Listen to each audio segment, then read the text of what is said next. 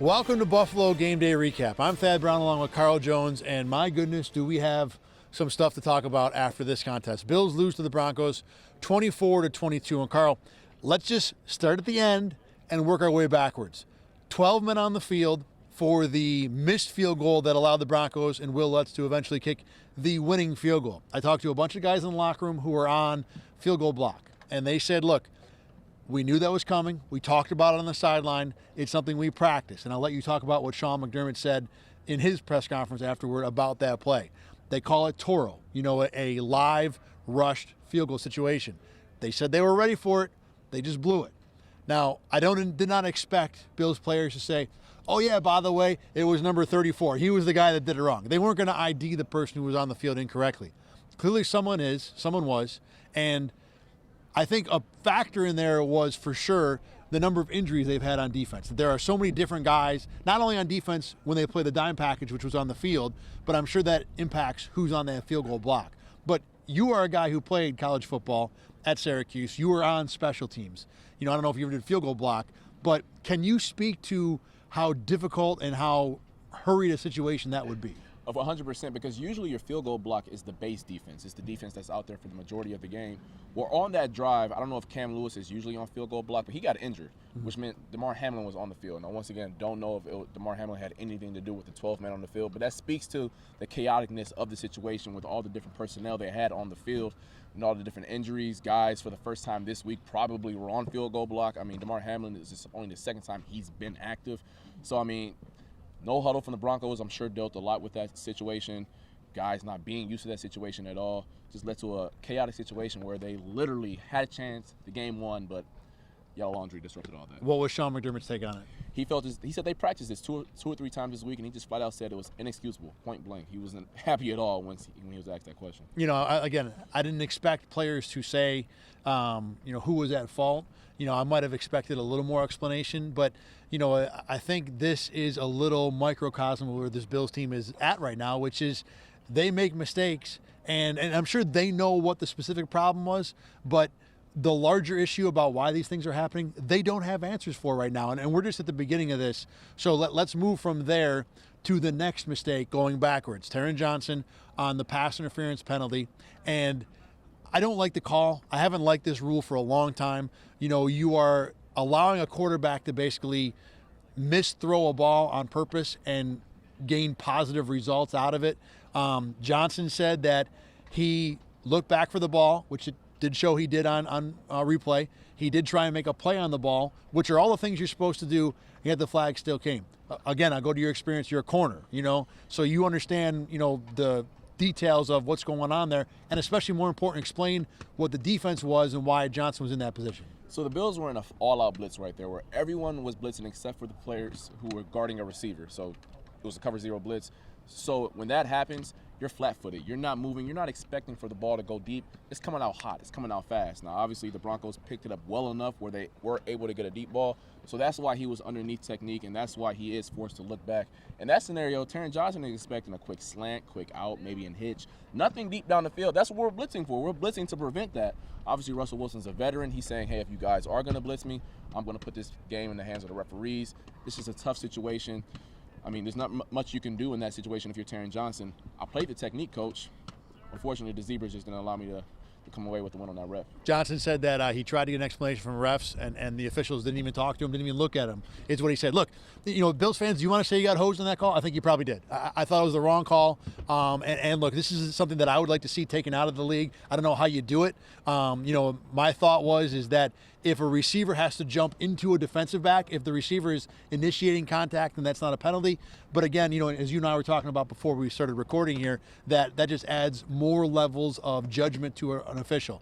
Regardless, the Bills let it come to that, So, yeah, was the call wrong? I think it probably was. Regardless, that was the spot the Bills were in because of their own mistakes. Now, one more call I want to get into, not on that drive, the previous Broncos touchdown drive, which was the throw to Cortland Sutton on 3rd and 4, where it looked like Rasul Douglas either forced a fumble or caused an incompletion.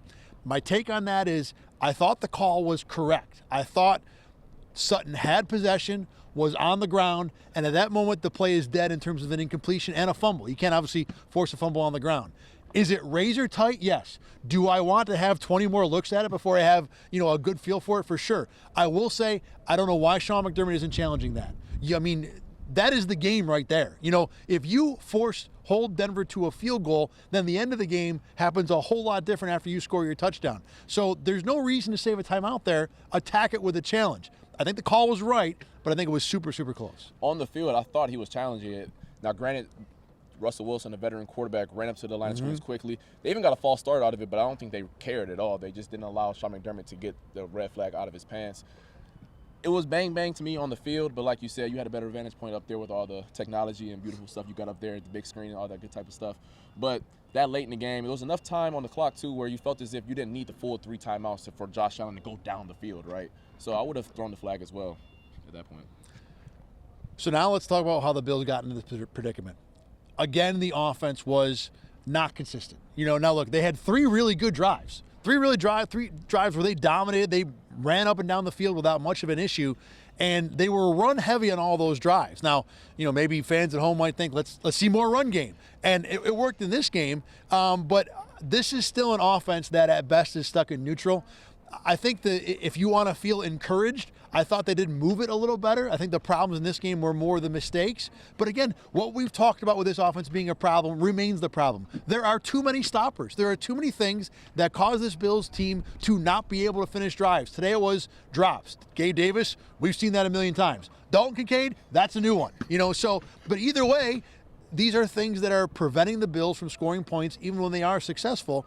And I think it takes the entire offense to a realm where no one is comfortable anymore. I can't believe we're saying this about an offense with a superstar quarterback like Josh Allen and an all-world receiver like Stephon Diggs, where they can't consistently move the ball. There is nothing. Now, I know we talked about earlier about, hey, something you can hang your hat on to move the ball. Well, today it was running the ball. And they still didn't put up enough points to take down the Denver Broncos, whose offense was not fun to trash. watch. Yeah. Okay, you said it, not yep. me. That wasn't good at all. It wasn't. Regardless, you can say execution, rhythm, all that good type of stuff. You are what you put on film, and what you've been putting on film for the past month is a team who flat out can't play when you need to. When your defense is banged up, they're out there struggling. Starters falling out, third stringers falling out, and they still can't help them out. It was just an ugly, ugly showing for that side of the ball yet again. Where I've landed with the offense, and in the offseason when the Bills were talking about we want Josh Allen to run less, and then after the first game against the Jets where there were multiple turnovers, we want Josh Allen to fling balls into triple coverage less. I was 100% on that side. I got to say, I think that might have been the wrong call, because, or at least the execution of moving Josh Allen to a different type of player was not handled well because he's a mess. I just don't see a quarterback that is confident consistently. He'll make some plays. I mean, he had another one today, rolling to his left, throwing across his body, dropping a ball between multiple defenders to Gabe Davis on third and long. Yeah, exactly. I mean, that's a superstar quarterback play. So those plays are still there, but it's not consistent enough. And I don't have confidence in the Bills to be able to move Josh Allen back to where it needs to be. I mean, this season is just about lost. We're not totally done because you never know, the Bills can get on a run. It's still Josh Allen. But this is an offense that is certainly broken right now, even though they scored 21 points in this game, because there is nothing they can hang their hat on to do, and that includes their quarterback. The interception he threw late in the first half is as bad a play. If Zach Wilson threw that pass, people on social media are talking about it for weeks. There was nothing good about it. The decision was bad. The throw was bad. The placement was bad. The timing of when to attempt that throw was bad. The Bills quarterback is as lost as anybody else in offense right now. I do wonder if they've maybe put too much on his plate, if they change things up instead of maybe more simple reads. Now, once again, this is all speculation. I'm not in that classroom, locker room, and I have too much respect to say that I know for certain what's going on. But like you said, though, the past, I guess up until this year, I don't want to say it was completely backyard football, but there was a lot of, hey, Josh, I mean, we're not going to stop you from jumping over a guy. We're not going to stop you from playing YOLO ball. I'm not going to stop you from throwing Brett Favre-type balls all over the field. And clearly, to this point, they've done their best to get that out of Josh Allen's head. He's becoming more robotic. I mean, I'm not advocating for Josh Allen. Robotic is a good word for it. I'm not advocating for him to hurdle anybody. Yeah. But once you haven't seen that, I'm not advocating for him to run guys over. You haven't seen that. Like, it's just a bunch of stuff that we've seen in the past where you're like, you know what? We'll live with it. We're not getting any of that right now. Well, and I think part of it, too, was last year they had to live with it end of the year because that's all they could do. There was not enough beyond. We talked about it. It was either Josh or Diggs, or Josh Diggs or die was what the offense was last year. And now they've taken the Josh part out to try and preserve him and extend his career, which makes a lot of practical sense. But you have changed him as a quarterback to where I don't feel like he's confident all the time to be able to, do all the things you need him to do, which is still a lot because despite Dalton Kincaid's emergence, this offense doesn't really score points. Even the last 3 weeks where Kincaid's been a lot better, it's been the same group. Gabe Davis is exactly who he is. Deontay Hardy was a absolute miss in free agency. James Cook is spotty in terms of what he can produce, and that's not necessarily on him. They're just not a run-first team. So this is still a team that doesn't have enough. And now when you've taken Josh Allen away, when you say, we're not going to let you go bananas with the run stuff, you're left with what we've seen, which is not a good offense anymore. And that's why the Bills' offense maybe at times look better when they go no huddle because Josh Allen isn't thinking as much. He's just out there playing. Now, once again, that's not sustainable. I mean, they did throw an interception. He did throw an interception on a no huddle drive, so it's not like that's the easy fix of the offense. But it makes sense at times why he plays a tad better because, hey, I'm just out there playing. I'm not out here thinking and all that good type of stuff, taking the play clock all the way down. That makes sense why at times when they are going up tempo that he plays a little bit better. Let's go to the defensive side of the ball. Same story with them as well. Look, they're trying their best with what they got on the field. Again, Terrell Bernard played in this game. We saw a healthy dose of Dorian Williams and Terrell Dotson at linebacker. The Bills did not have Christian Benford and Micah Hyde in the back end. The Broncos really didn't challenge them much. Like we said, their offense was zero impressive. It really seemed like Sean Payton's game plan from the start was we're going to drain this clock as fast as possible, try and get to the end and kick a field goal to win. And by gosh, they exactly did that. I think I still felt generally good about what the Bills did defensively based on their personnel. But, Carl, when they absolutely needed to stop at the end, and, yeah, there were some great Russell Wilson plays in there, they still couldn't get it. At the end of the game, I need my guys to be guys, right? I need my dudes to be dudes, and they don't have the dudes right now. Von Miller isn't where he needs to be in terms of his health. If he ever gets back to that point, remains to be seen. No Trey White, no Matt Milano. Micah Hyde's not out there. Some of the defensive linemen are still battling through injuries for the past month. They don't have the guys. Because in the clutch, you can throw out all the schematic stuff. We know all the good type of stuff. You know all the 2-minute stuff. We've been watching the film for weeks. Are you going to beat the dude from across from you on that given play? And they don't have the dudes who can do that consistently. And that's why Mac Jones can drive down the field to go win a game. That's why the Giants get to the inch-yard line and almost do the same thing. That's why tonight Russell Wilson wins the game here at home at Highmark Stadium. They don't have the guys. And, I mean, quite frankly, I get it. Like, they just don't have the personnel to go finish the game off. They'll play great for 58 minutes, and then, oh, crap, my $10 million cornerback isn't here, so I can't play man coverage like I want to. Or, oh, the big free agent signee that I signed, he's still recovering from ACL surgery. It's just – it all adds up as to why they aren't executing down the stretch. You talk about the Bills don't have dudes. Russell Wilson, I don't know, maybe he was never a really good quarterback. I think it's probably bad to try and rewrite history that way. He's not a really good quarterback right now. The only things they really succeeded on passing-wise were a lot of, quick out stuff. And then, yeah, exactly. But I'm getting to that. But the thing is, at the end of the game, when you needed somebody to make a play, I don't know what kind of quarterback Russell Wilson is specifically, but he's a dude. He's a dude, and he made plays at the end of the game. And that was the reason Denver was able to take at least the first lead. The second lead, I think, was a lot of, that penalty obviously was most of the drive. But regardless, who was the dude on the field at the end of the game? Nobody in blue. It was number 3 wearing the white jersey. With the Bills coaching-wise, I've always been a guy who's thought that Sean McDermott's a really good coach. He may not be a championship-worthy coach. He's still a really good coach. This was a game that makes you doubt that for a lot of reasons. Not challenging the Rasul Douglas, Cortland Sutton play. Not having the field goal block team ready to go when everybody in the world saw it coming. Myself and the other media who had come down from the press box were talking about what are the Broncos going to do here because they couldn't run the clock out, with the way the timeouts were set up and set the field goal up. They couldn't take it down to 0. And I said, well, you know what? The thing they could do is try and run guys out on the field. And we figured that out on second down. So the Bills better have known it. They said they knew it. They still were not able to execute it. Their quarterback is still turning the ball over left and right. Josh Allen has now thrown an interception in 6 straight games for the first time in his career. I don't want to say that there's no confidence in Sean McDermott. There was way too much success here to say that. But, the D word was getting brought up in the press conference room. When I say D for drought, because that's what this loss felt like tonight. I think the Bills still have the belief in themselves and each other to succeed, but I don't know if the coaching staff has the answers to figure this stuff out. you can even talk about the special team side of the ball, which is a lot to do with coaching. The special teams didn't play great either. I mean, Sam Martin had some punts that were some line drives, let Marvin Mims set them up with a good field position. Yeah, we didn't talk about Marvin Mims enough either. Yeah, exactly. So all phases. And I know complimentary football, I get that. No, there was no complimenting of no football tonight from the Bills. I'll tell you that right now. I mean, you can say what you want about Sean McDermott and maybe Ken Dorsey, but Sean McDermott oversees everything. I mean, this is how it's supposed to be. I mean, I understand that's that side of the ball, and I got mine, but you're the head man in charge. Everything falls under your umbrella. You're responsible for all of that.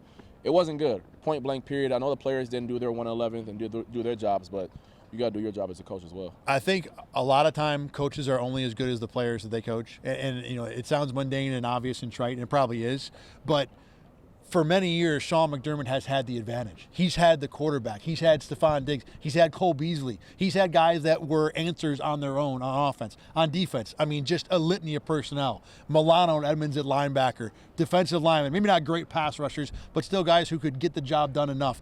A ridiculous back end with Hyde, Poyer, and Trey White in their prime. So when you have all those answers, suddenly it's easy to figure out how to fix things as a coach. But now, when you're missing half your starting lineup on defense, when your offense is just relentlessly slowed down, in an era where a lot of offenses are slowed this year, to say, well, the coach is the problem, yeah, I mean, he's not fixing it, but you need to have the cards to be able to win the hand, and right now he's just flipping 7s and 8s, and they don't have enough to win right now.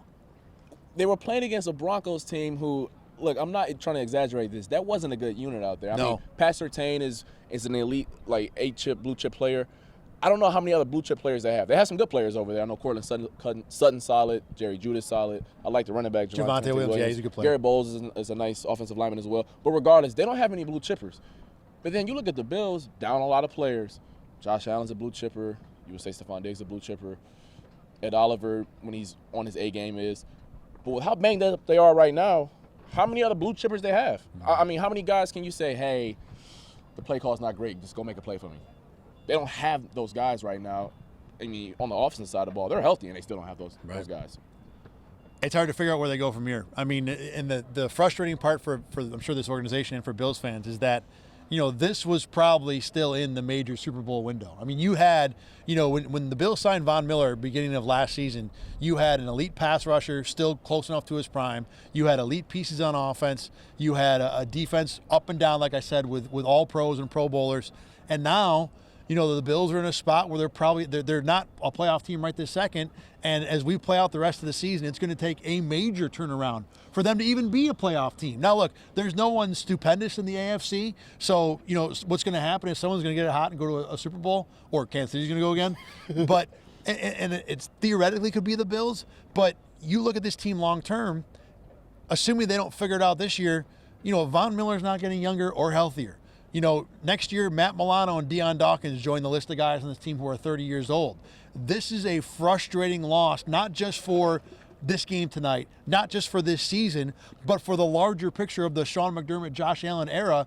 People have talked about, is the Super Bowl window closing? You might have heard that window slam shut tonight. I mean, we didn't talk about the safeties that are up there in age, and Micah Hyde's contract is up. What do we do at cornerback next year with Trey White recovering from injury?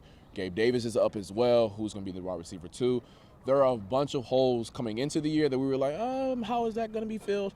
Well, forget about next year. I mean, forget about this year. Next year looks even more bleak. I mean, it's tough. It's really tough. And the AFC got some young guys coming up. The Texans are looking good. I mean, Mahomes isn't looking like he's slowing down anytime soon.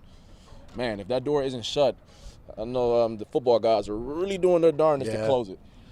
Look, there's still 7 games to play. So, and this is a team that has succeeded before. You know, it's different, you know, if you're taking a team like maybe, let's say Houston had gone through this. You know, a young team that hasn't been successful before, having a loss like this, who doesn't know how to figure it out. There's probably more optimism with the Bills. But, you know, this is now a team, I mean, the successful Bills are gone. You know, this is a brand new era right now. You know, or at least a brand new team for this year. A team that's going to have to scratch and claw just to get back in the playoffs. I mean, in the hunt, folks, you know, y'all are going to be a part of that again this year. That's how it's going to go. And it's frustrating to hear and it's surprising to see, but this is where they're at. Yeah, I mean, they asked Sean McDermott about does he have faith that the Bills' offense will get back on track. Well, he said through 10 games, this is who we've been. So, like, forget about what you saw in 2020 and 21 in terms of the Bills' offense.